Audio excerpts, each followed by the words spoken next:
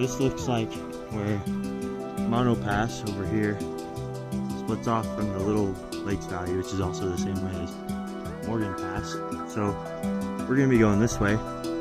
We've gone that way before though, and it's pretty freaking cool.